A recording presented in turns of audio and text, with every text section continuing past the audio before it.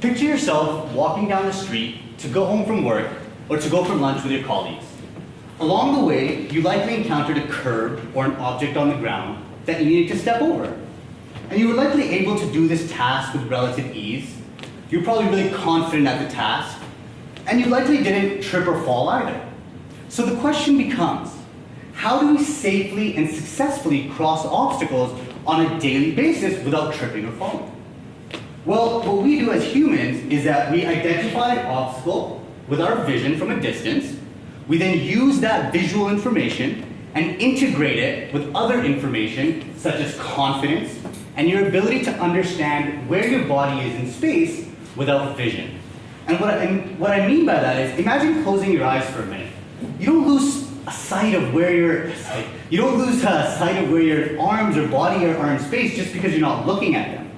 So what we then do is integrate that information with confidence as well as visual information and use that information to execute the current task, which in this case is to accurately step over an obstacle.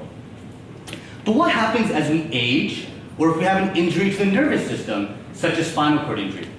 Well, in these individuals, their confidence on these obstacle crossing tasks decreases, and their ability to understand where their body is in space without vision actually deteriorates, kind of like my colleague Taha said earlier. So, interestingly, during my master's, what I found was that when individuals with spinal cord injury try and cross obstacles, they end up relying more on vision to cross an obstacle. Now, what's interesting is that those individuals who relied more on vision to cross an obstacle were actually at a greater risk of having a fall or an adverse event. So that's the key. If you're about to cross an obstacle and you're looking at that obstacle more than you should, your chance of falling or likelihood of falling is much greater.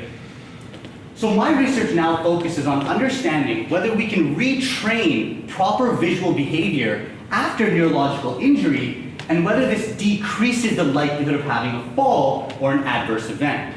And I plan to do this by having people with spinal cord injury walk within a virtual reality environment while crossing obstacles, and I'll provide them with visual cues telling them where to look in space as they cross these obstacles.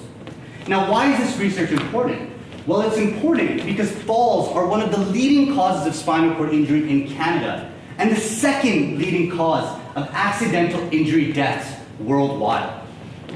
Thus, creating new rehabilitation strategies to decrease the risk of falling in this population is critical for helping these individuals walk again without having the fear of tripping or falling, and really just helping them regain their daily independence.